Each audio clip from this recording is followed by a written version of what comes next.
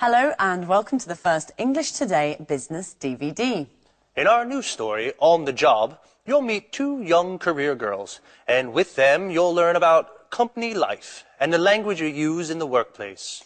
In each DVD, there's a program that focuses on job skills and describes modern business strategies that will help you to be successful at work. In this DVD, there are 5 episodes of On the Job, followed by the business skills program that looks at brainstorming techniques. Then we'll look at how to talk about work, how to describe a company, its organisation and its development. Finally, we'll look at how to talk about markets. So, enjoy your viewing.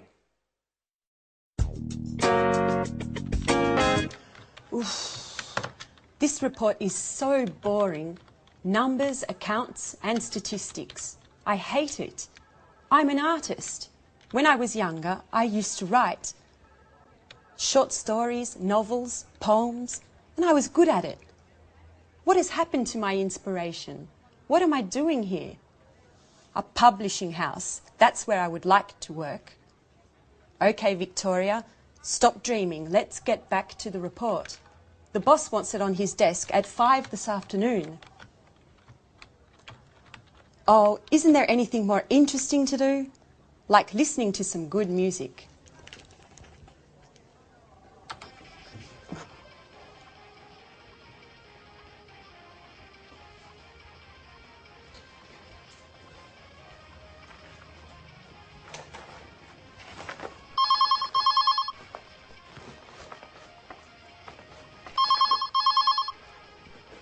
Telephone. Oh, the phone. Hello, this is Victoria Lee.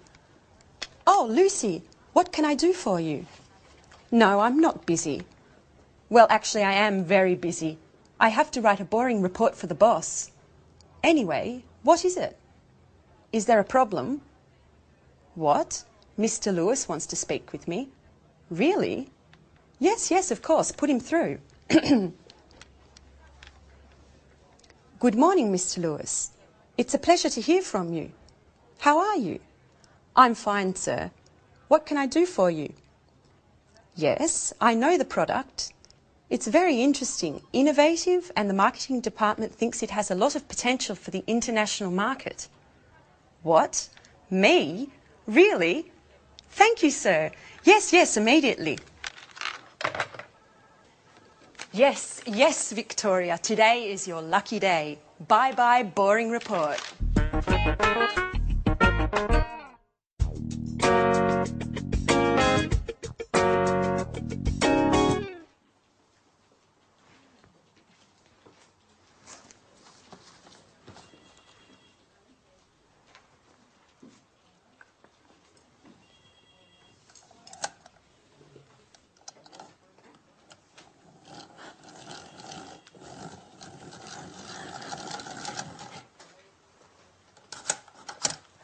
So, you are Anne Baxter. Yes. Yes, I am. I'm sorry. Really, I'm so sorry. Nice to meet you. I'm Mr. Stevens. How do you do? I'm so sorry, Mr. Stevens. Anne, please, sit down. It's all right. How are you today? I'm a little nervous. And this isn't a good start. That's all right. Well, Anne, where are you from? I'm English. I'm from Oxford. Great. A true Brit. Can you speak any other languages? French, German, Spanish? I can speak French, a little Spanish, and a few words of Italian. My sister is in Rome studying history of art at university. Okay. Very interesting. And can you use a computer? The internet? I'm not a genius with the computer, but I can use one. Great, Anne. I have your CV here, and I see you already work here. What do you do exactly? I do this and that. I usually work from home. I have an office in my room with a big desk and 2 chairs and... Fine. That's fine. And do you live alone? No, I share a flat with my Australian friend Alice. And there's a new flatmate now. His name is Jack. He's from New York. He's very nice. That's fine. That's fine. Great, and you're very well prepared. You have a good education, and you're very precise. You're just the person for this internship. Oh, thank you, Mr. Stevens. Thank you so much for this opportunity.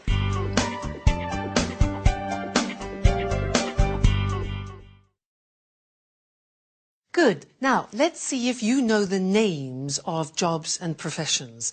I will mime a job and a profession. You try and guess what it is. All right? Number one. What's this? What's my job? Ladies and gentlemen, what would you like to eat this evening? What am I? A waiter. Exactly, a waiter. Now, this one, what's my job?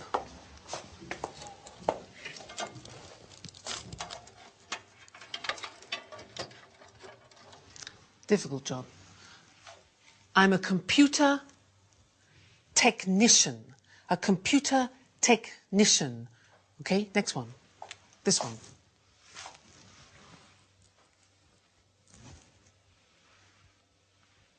What's my job? No, I'm not a policeman. I'm a policeman. A policeman. Be careful of the pronunciation. Next. What's my job?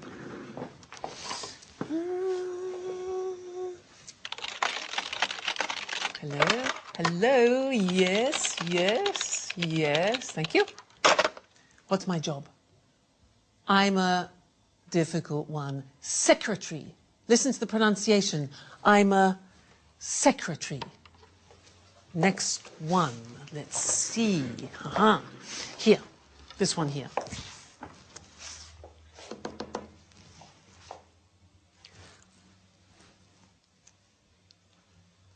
What's my job? I'm a conductor. I'm a conductor. All right, and this one here.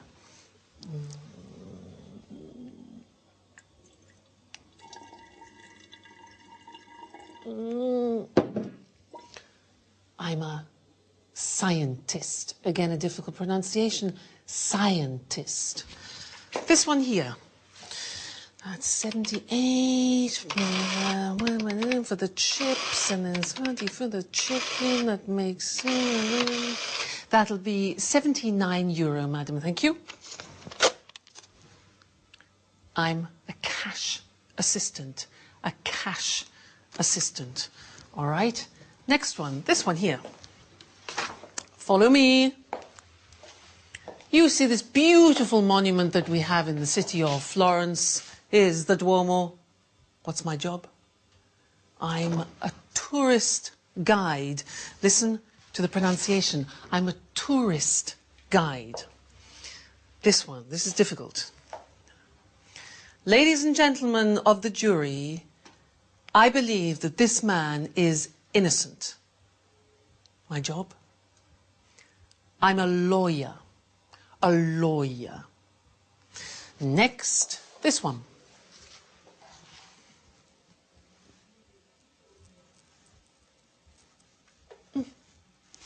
I'm a painter. A painter. Good. And the last one. What do you think this is?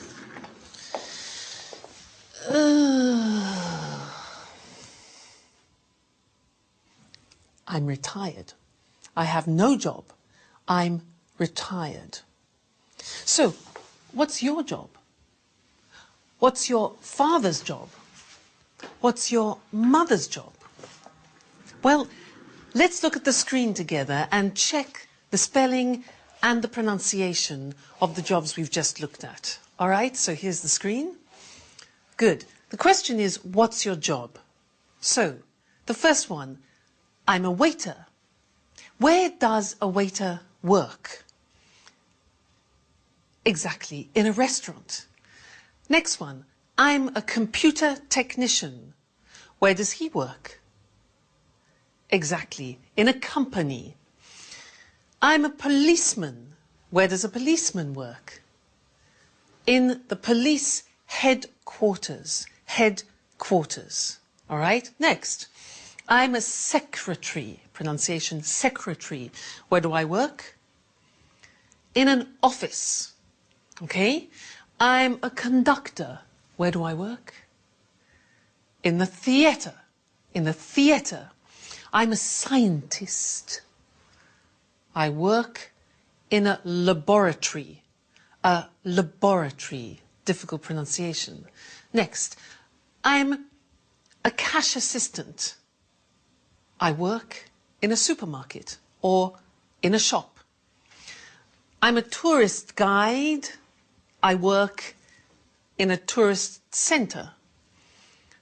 I'm a lawyer. I work in a law court. A law court. I'm a painter. I work in a studio. I'm retired. I don't work. I stay at home. Okay? Now, those are some different jobs and professions. Now, let's look at some of the questions that you can ask people about their jobs. Let's look at the screen again. You could ask, for example, do you enjoy, do you like your job? Or you could ask, do you have responsibility in your job? Or what about this? Do you have a good salary? Does your salary reflect your job? Or training, education. Do you attend training courses? Another one, this. Do you have promotion prospects? Promotion prospects. Another one, are the working conditions good? Are the working conditions good, like holidays, for example? Then, do you meet a lot of people? Do you meet a lot of people? And one more, is your job creative? Is your job creative? So those are the questions you can ask in conversation, talking about jobs. Good. Well, that's the end of the first lesson, and I look forward to seeing you in the second. Bye.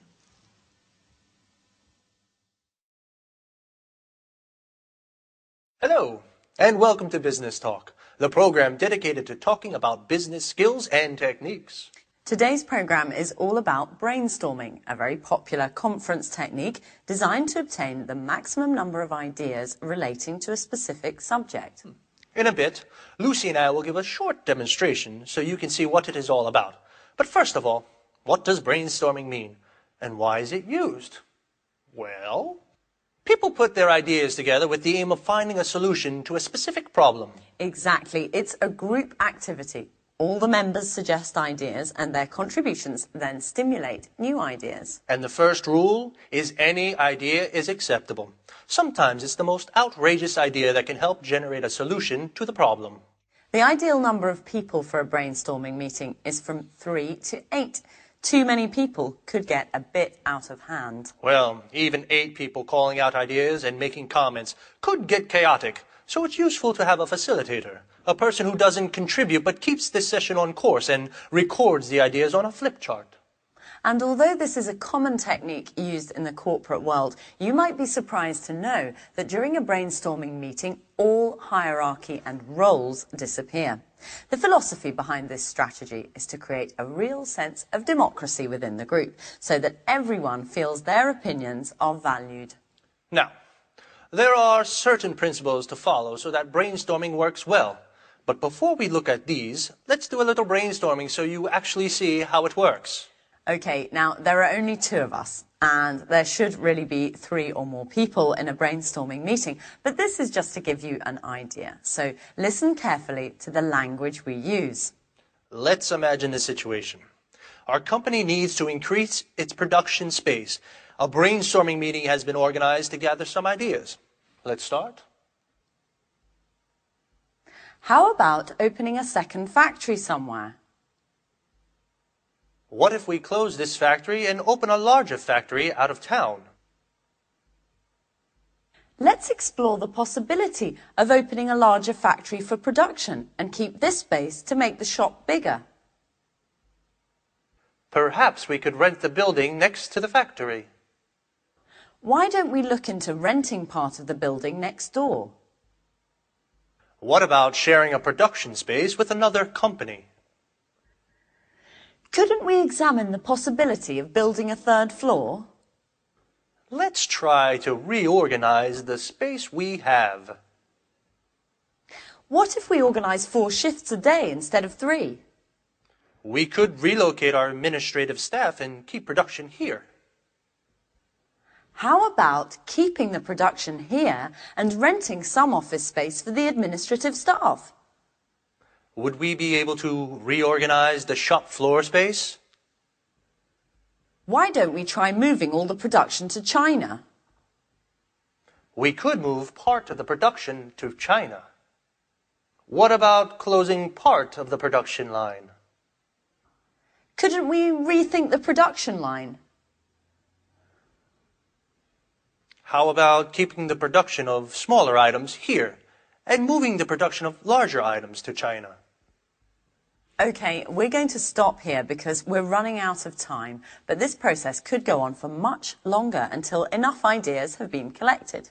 At this point, a short list is made of the best ideas so that they can be carefully evaluated by considering how each one would work in practice. So the aim is to conclude the brainstorming session with 1 or 2 good ideas that can be put into action and hopefully solve the problem. Did you notice how we didn't stop to judge or analyze the ideas as they came up? Well, that's because if each idea were to be discussed during the actual brainstorming, the ball would never get rolling and too much time would be wasted. Another thing you may have noticed is that Lucy came up with an idea that had nothing to do with increasing the production space. She suggested working 4 shifts instead of 3, which wouldn't solve the problem of space at all. Yes, remember, all ideas are accepted during the brainstorming process because although an idea may seem silly, it might instigate other ideas that could instead give rise to a solution. Yes, actually, you suggested something interesting after the apparently irrelevant idea I had. Well, I'm afraid our time is up for today. See you soon. Bye-bye. Now, as we said in the programme, the language you use to put forward your ideas during a brainstorming session is really important. So, what kind of language should you use for brainstorming? Clear, well-structured sentences, for example, are essential for this technique to be effective. And don't use any imperatives or rhetorical language. Remember, the aim is to create democracy within the group, and everyone should feel that their ideas are valued. Do you remember how we make suggestions? Let's.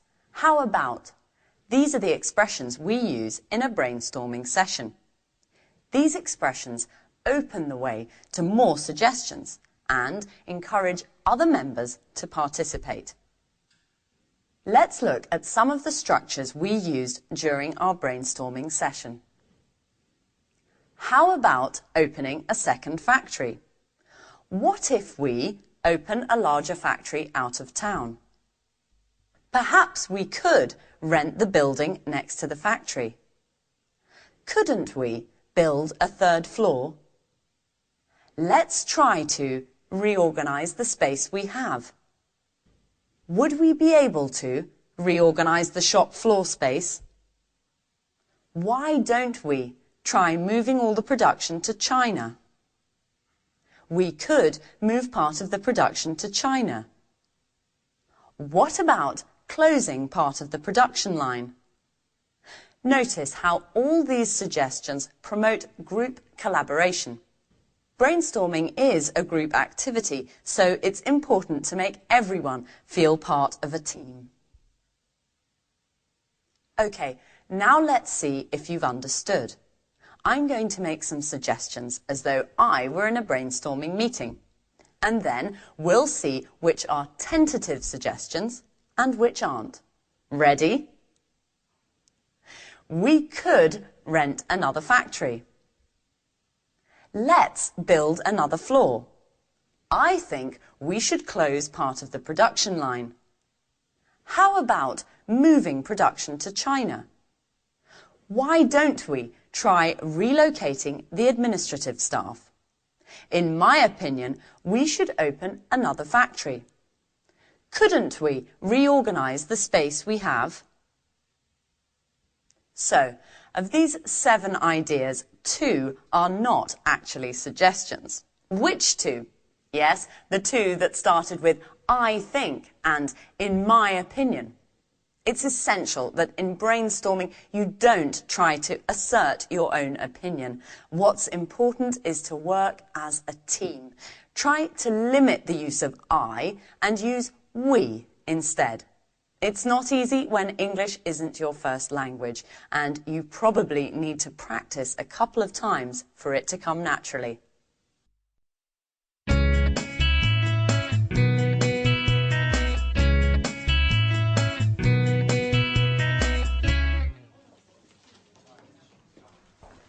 Right this way.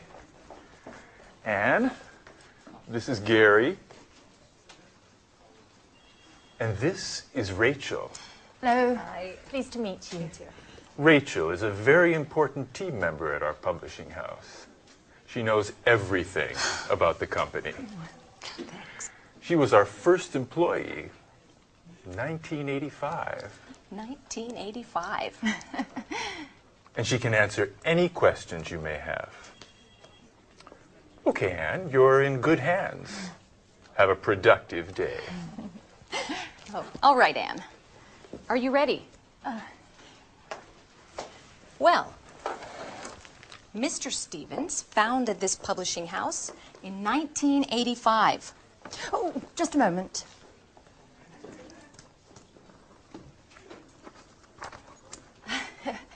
Okay. I'm ready now. Our first product was a children's book. It was very successful and sold more than 3 million copies. We had 20 different translations. Over time, the company changed and diversified, and we have now fiction, cookbooks, and tourist guides. Cookbooks and... I'm sorry, I didn't catch that. Tourist guides. We also have an encyclopedia of history and one of art history. Sometimes we publish economic texts, and our catalog with over 10,000 titles makes us one of the most important publishers in the country. 10,000. We also employ more than 150 people. Is everything clear? Yes, I think so. Okay, as you know, this is Gary. He works in the advertising office, where he develops new client contacts and keeps in touch with our authors. Pleasure to meet you, Anne. It's so nice to have such lovely colleagues in this company. Fine, Anne. Okay, let's move from theory to action. Okay. This is your desk. Here's your computer. Mm-hmm. You know how to use one, don't you? Yes. As I told Mr. Stevens, I'm not... Okay. No need to waste time. Okay. Over there is the fax and the photocopier. Okay. There's a coffee machine in the hall over there. Mm-hmm. But please, few breaks and keep them short. Do you understand? Yes. Excellent, Anne. Get to it.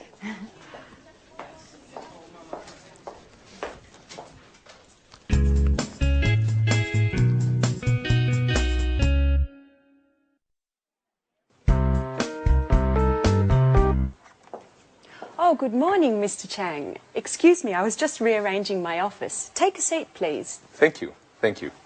It looks very nice here. Thank you.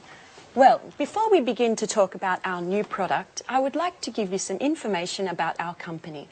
Speedmaster Spectre is a multinational company which specialises in well-designed, high-tech sporting goods.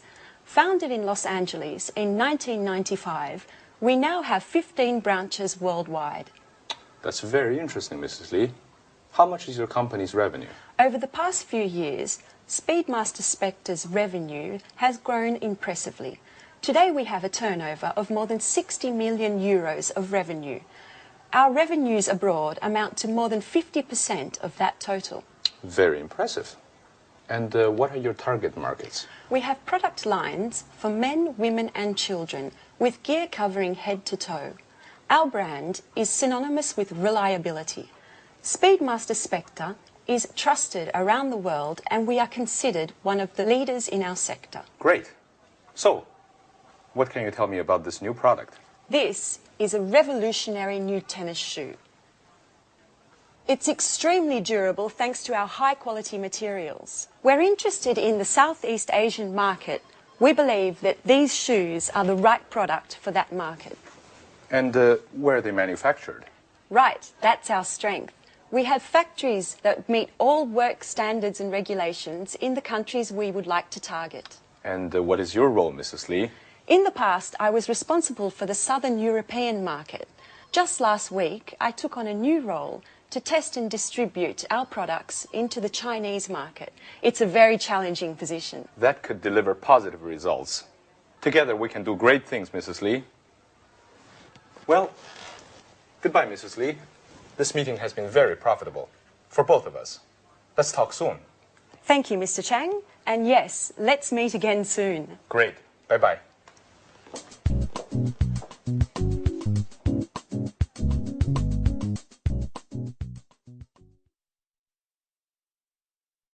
Now, we just saw Victoria doing a presentation of her company, Spectre, and I would like to look at the questions that we usually ask about companies. Let's look at those together on the screen. So, the first question we usually ask is about the type of company. We say, what type of company is it? For example, a multinational, a private, a public, a family company. Another question we often ask is about the main or the principal activity. So the question would be, what does the company do, or what is its main activity? For example, manufacturing or engineering or production. Another question is about the employees. Look at the pronunciation of that. Employees, that's the name for the people that work in a company. So the question could be, how many employees are there? Another question we often ask is about subsidiaries or branches, which are small companies directly linked to the main company. And the question could be, does it have any branches? Does it have any subsidiaries? Another question important for us is the location. Where is the company located, or where is the company situated? And then we need to know about the products, the number of products, for example. So we could say, how many products does the company have, or does it have a large product range? And then the last thing, which is very important, is the money. And when we talk about the sales, the profit, etc., we talk about turnover or revenue. And the question is, what is the annual turnover or revenue of the company? Okay, so those are typical questions. Now, let's look at some answers. In order to do this, I want to compare Spectre, which Victoria works for, and then I want to look at the company that my brother owns, because my brother has his own company. He's the owner-manager of the company. He's the director. But it's very different to Spectre. So let's look at the difference between them, and let's look at the screen. Now, if you can see, Spectre is a multinational company. It's a very big company. But My brother's company, which is called Decorate, is a small family company. Now, Spectre specializes in sports goods, especially these high-tech shoes. But my brother's company, Decorate, produces kitchenware, objects like this. Kitchenware, things for the kitchen. The employees. Now, in Spectre, they have 1,500 employees. It's a big company. But in my brother's company, there are only 37 employees. Then the branches. Well, Spectre is a multinational. It has 15 branches and factories abroad. But my brother has only one head office. What about the location? Well, Spectre is located in America, in Los Angeles, but my brother's company is located in Manchester, in England. Then, the product range, well, Spectre, this company has many products. It has 140 products. But my brother's company only has 20 so far. Then, let's think of the turnover. Well, Spectre has a turnover of 60 million euro. My brother has a turnover at the moment of 750,000. But that's not bad. So that's the language that we use when we're talking about companies in general. So next time in the third lesson, we'll talk about something new. And I'll see you then. Bye.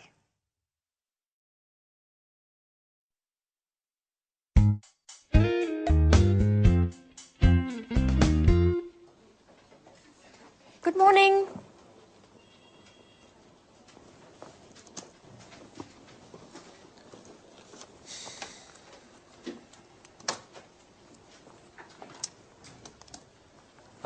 So, are you ready? Yes, quite ready. Okay, then let's begin.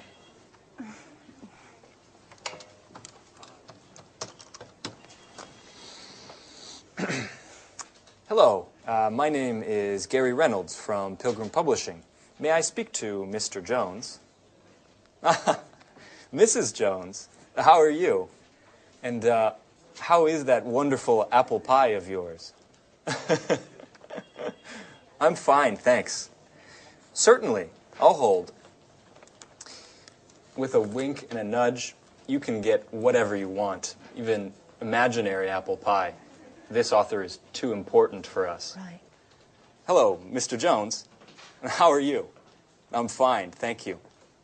I wanted to know if you are interested in contributing to a new cooking guide that we have to bring out soon. Yes, it's a 6-volume collection of recipes to fit the needs of all tastes, with a detailed photo guide for preparation and cooking techniques. And we have to have the materials by the end of next month. Right. Exactly. Sure. Of course. Yes. Excuse me. Could you hold on for a moment? Anne, that's enough. Stop now. I can't concentrate. Oh, sorry, Gary. Sorry. Yes. As I said earlier, if you accept, I can send you a copy of the contract that you should sign and return. No, I'm sorry. We can't wait until next Tuesday. Well, I'll have to check with my boss. I need to ask Mr. Stevens if we can organize a meeting for next week. In the meantime, do you need any prep materials? No problem at all. I can send you an email immediately. Okay, goodbye. It was a pleasure speaking to you.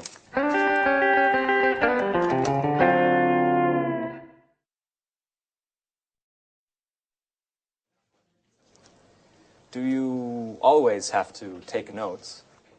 Yes, I do. I have to learn as much as I can, and there's so much to learn. I study my notes every evening. What a model colleague. You're so serious, so diligent, and an absolute nut about cleaning. Truly an asset to this company. You're making fun of me. No, of course not. It's such a shame. Such beautiful eyes shouldn't only read all the time. Come on, Gary, stop it. Let's get back to work. Okay. I mustn't pay you any compliments then. So, Ms. Baxter, can you give me the notes from my conversation with Mr. Jones? Okay. So, you said to Mr. Jones that... Oh, I have to start from the beginning, right? Anne, calm down. It's not an exam. I know what we should do. You should try a telephone call. Me? Oh, no. No, I'm not ready yet. Sure you are. It's not that difficult. Okay. Here, Who do we have to call next? try to call Mr. Clifford. All right.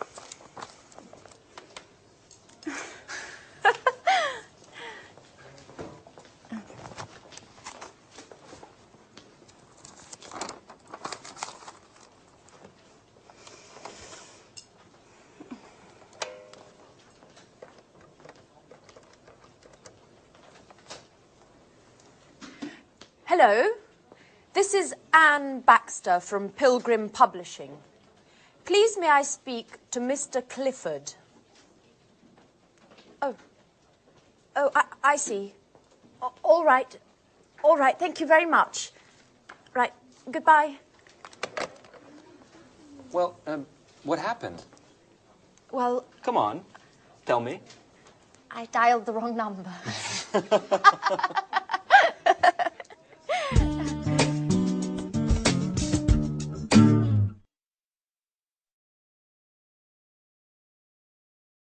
Good. Now, let's look at company organization. As I said before, companies are usually divided into departments. So let's look at some different departments in a large organization. For example, you can have human resources. Now, human resources is usually personnel, it's training. Training is like education, and it's wages and salaries. Human resources. Another department is finance. Now, in finance, you usually have the areas of purchasing, which is buying things, also customer accounts and other financial services. The next department is production. Now, in this particular department, you have producing the goods, you check the quality, you do the packaging, and you distribute the goods to customers. That's production. And the last one we're going to look at is marketing.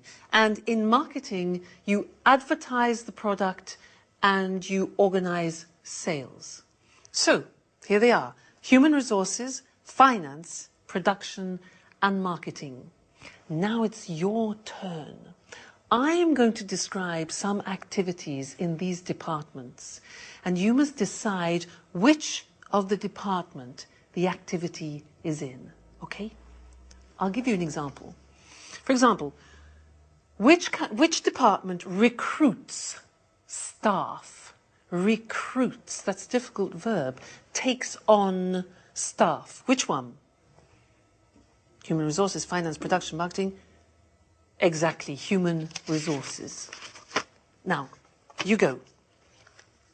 Which department creates an image? Creates an image. Marketing. Good. Next one. Which department manufactures and produces the goods? Oh, it's easy. Production. All right. Next one. Which department, very important, pays salaries? Salaries. Human resources, exactly. Next one. Which of these departments packs the goods in boxes and in crates? Which packs the goods? Packaging. No. Marketing, no. Production, exactly. It's production.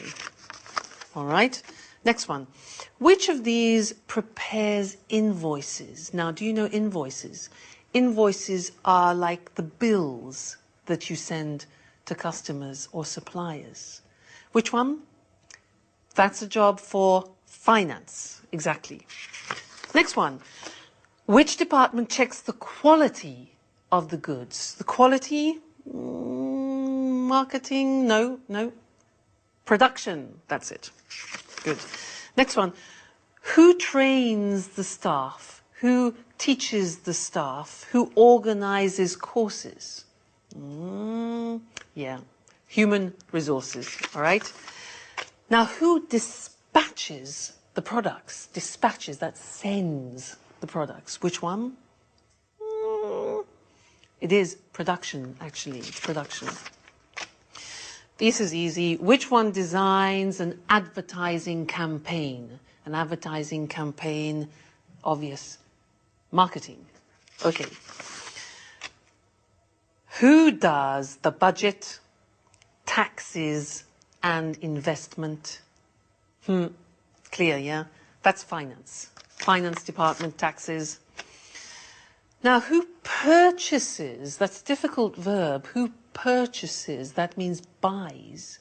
Who purchases supplies? Who purchases things for the company? Which one do you think? Marketing, production, human resources? Well, actually, it's finance. Finance. They purchase. And the last one, who plans the method of sales? The method of selling it to the public? Human resources, finance, production, marketing? Marketing. Fantastic. So good. So there you have an idea of 4 of the most important departments that you find in large organizations. Well, that's all for now, and I look forward to seeing you in the next DVD for some more business English. So goodbye for now.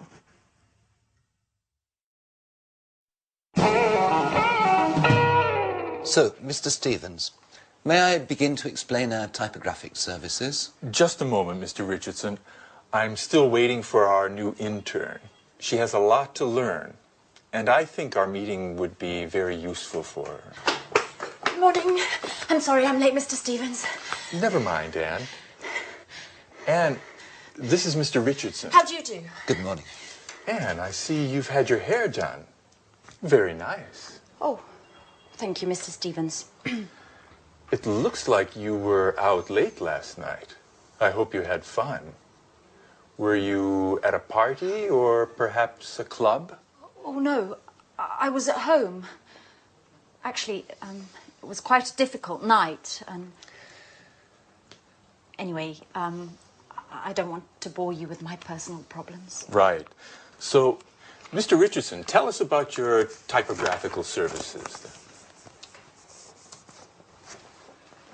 Founded by Charles Emerson, Montex has been active in the typographic market since 1985. From the beginning, we have been known for our innovation and high-quality products. Mr. Emerson's children, John and Lucy, have continued the tradition by improving and enlarging the family business. The first Montex office was located in Russell Street. Oh, Russell Street! That's where the flower market is. I went there just the other day and bought 2 beautiful yellow orchids. I'm sorry. I'm sorry, Mr. Richardson. I didn't mean to interrupt you. As I was saying, over the years and following changes in the market, our company has diversified and extended its line of products. We've purchased the latest technology, offering our customers the best package available on the market today. In 2000, we moved to a larger office space in order to improve production. Our new headquarters are located in Rodney Road, And we have approximately 55,000 square metres at our disposal. Well, that's a huge space. Yes, that's right. It's very big. Anyway, our first success was with brochures, marketing flyers, pamphlets and company catalogues. We also provided business cards and general printing services. Over time, we moved into book publishing as digital technology and expansions in the market gave us the skills to enter the market. Currently, we're equipped to provide highest quality publishing at an extremely competitive price. Our current capacity is more than 100 million pages per year.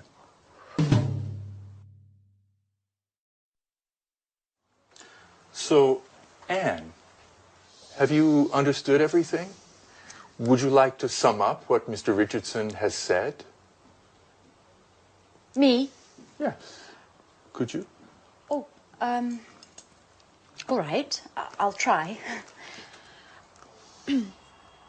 Established in 1985 by Charles Emerson, Montex has successfully grown and adapted to changing client needs. In 2000, the company transferred to Rodney Road, where, thanks to cutting-edge equipment capable of high volume, it has optimized its production and extended its offerings, specializing in the publishing sector. Currently, it provides top-quality printing at extremely attractive pricing. Well done, Anne. You have a great ability to summarize. You know, Mr. Richardson, we aren't very pleased with our current typographers. They don't meet deadlines. Professionalism, efficiency and punctuality are the keys to our success. Do you know that in just a few years the number of Montex clients has grown by 100%? And what sort of printing do you principally use?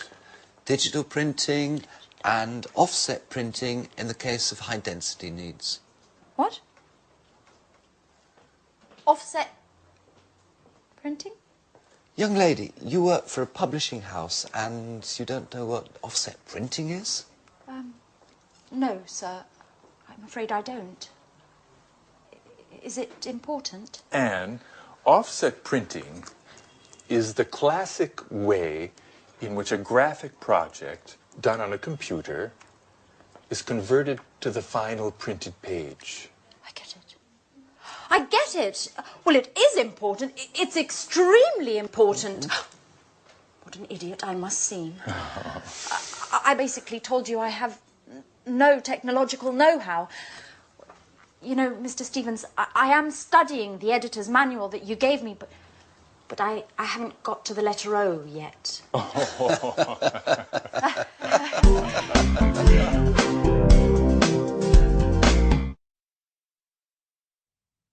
So in that scene, you saw Mr. Richardson talking about the history of his company. Now, to help you understand the language, I would like to talk to you about my brother, because he has a company of his own, which he opened in 1993. And it's really interesting, because one day when he was in a cafe with a friend of his, he had an idea. They were sitting at a table, and between them they had an object, something like this.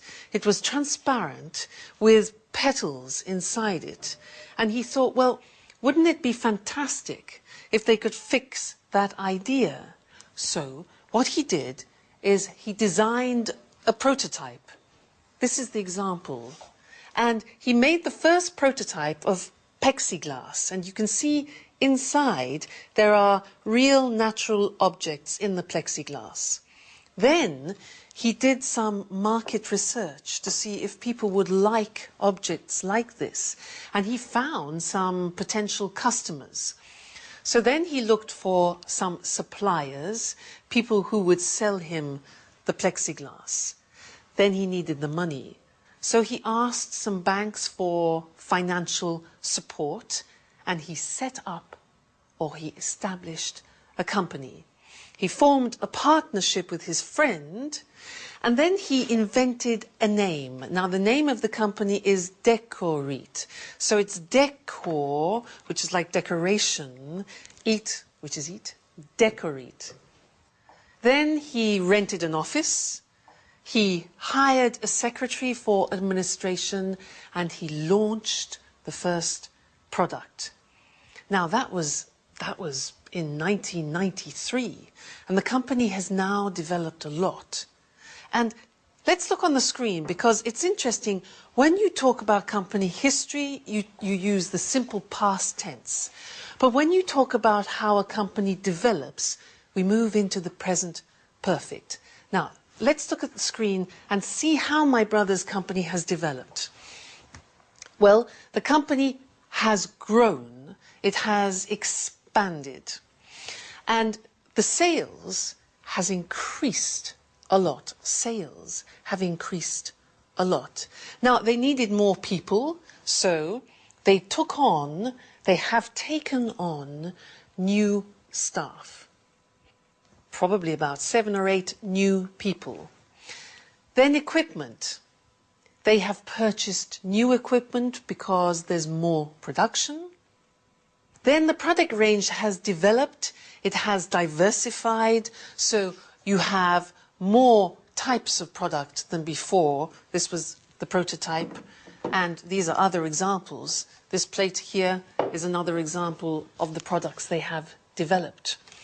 So, product range has developed. Then the client base, well, they have increased now, and they have more distributors. That's good. The market now has extended from England to the whole of Europe.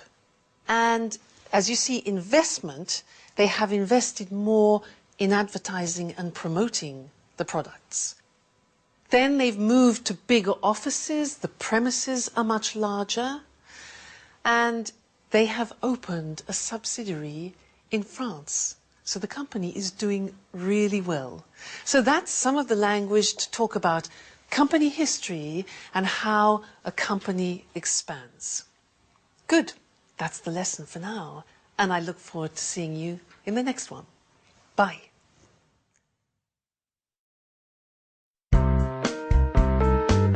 We're meeting here today to show Mr. Chang our new Smarty tennis shoes.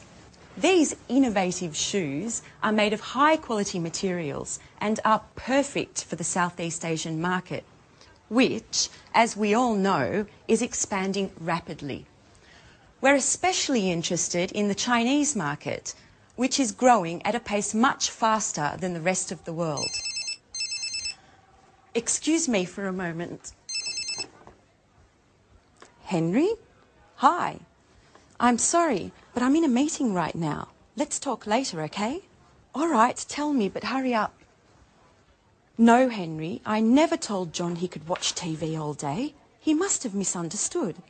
All I said was that he can watch all the TV he wants, but only after doing his homework. This really isn't the right moment, Henry. I'm sorry. Can we continue this conversation later on this evening? Pardon the interruption. Now, as I was saying... Excuse me, Victoria, but do you think this is the right product for the Chinese market? I think that before we export Smarty in the Southeast Asian market, we need to take a close look at the local competition and the market's tasters in the sector. Excellent observation, Paul. We've actually already done market research, and as Mr. Chang can confirm, demand for sporting goods in China has grown by 50% over the past 10 years. Far Eastern consumers are increasingly interested in the latest fashion. They have become the most demanding consumers of fashion and quality in the world. Isn't that right, Mr. Chang? Oh, yes. Your fashions have reached our shores. Fashion is law, especially for young consumers. In fact, purchases are driven more by trends than by the actual products. And what about the competition, Victoria? It's a well-known fact that labor costs are lower in China, and the shoes produced in China are much more cost competitive than in Europe. Right again, Paul. However, our shoes are manufactured with high quality materials that target an upper level segment of the market. This market segment is quite happy to spend more on products that are well equipped, last longer and are of a higher quality. Do you have any data on how Smarty sales are going in Europe and in the States? Yes, our marketing department sent me the latest report just this morning, and I'm happy to say it's very encouraging. Smarty has become one of our most successful products of the last few years. Demand is growing exponentially, and the satisfaction level of these shoes is much higher than that of similar shoes produced by other companies.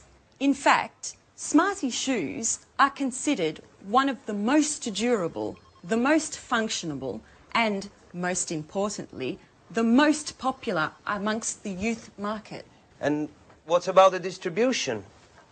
It's a very important aspect that we shouldn't underestimate. Yes, Mr. Chang is here to help clarify this issue for us. It is extremely important to have a detailed distribution and promotion plan. We've also got to create a reputable chain of agents to distribute our products over the widest possible area. This, in turn, will help us make importation easier and reduce taxes for entry into the Chinese market. Look, I'm very happy to provide you with any information you may need, as well as contacts inside the Ministry of Industry and the Chamber of Commerce. But, of course, success depends on your goals, your strategy, and the type of financing plan you're willing to provide. And besides that... Oh, excuse me yet again. John, what do you want? I told Dad I'm in an important meeting. No, John, I didn't say that. First do your homework, and then you can watch TV, okay? And listen to me. I don't care if your friends aren't studying today, just because it's a holiday tomorrow. Do you understand? Tomorrow we're going to see your grandparents, so you have to study today. That's enough of this story, John. No, that's not true. I'm a good mother, and I love you, but it doesn't mean I don't have the right to tell you what to do. Listen, I don't want to talk about this anymore. Goodbye. Pardon me, just a little domestic problem. Oh, yes, Mrs. Lee. We all know that kids cause more problems than work. You're right, Mr. Chang. Kids, anyone who understands them is a genius.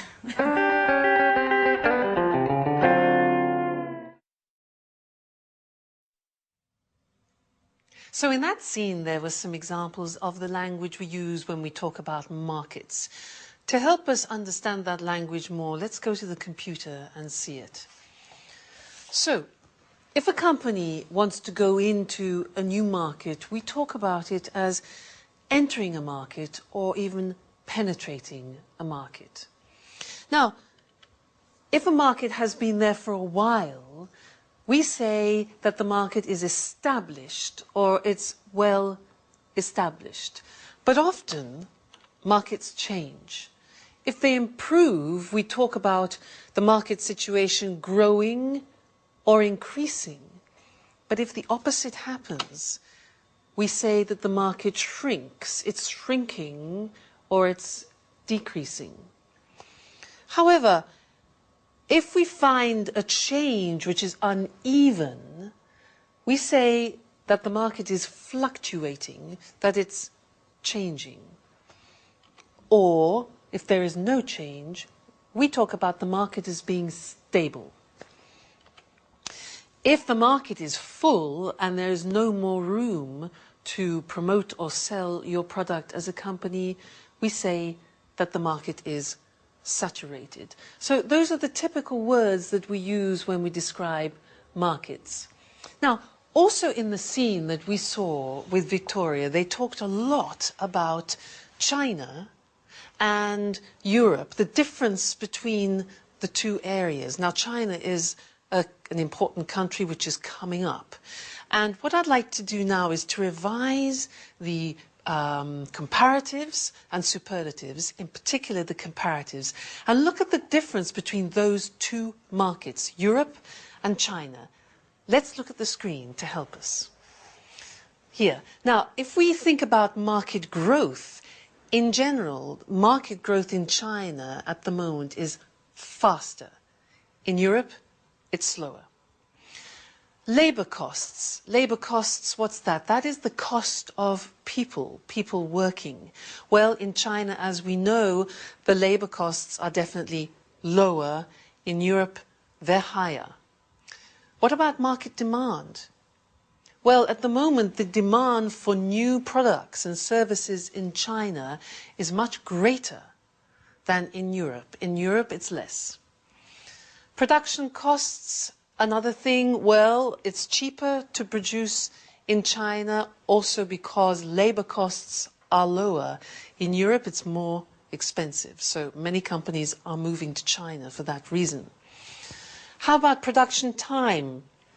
Well, usually it's much shorter. It takes less time to produce in China than it does in Europe, where it's longer. But what about high tech? Well, usually high tech in China is less advanced than it is in Europe. Europe is still more advanced. That might change, though. And then design. Well, I would say that in China the situation is more traditional, whereas in Europe we are still more innovative. We're more innovative. So that's an example of how you can compare different world markets. Great. Well, thank you, and I'll see you in the next lesson for something new. Bye.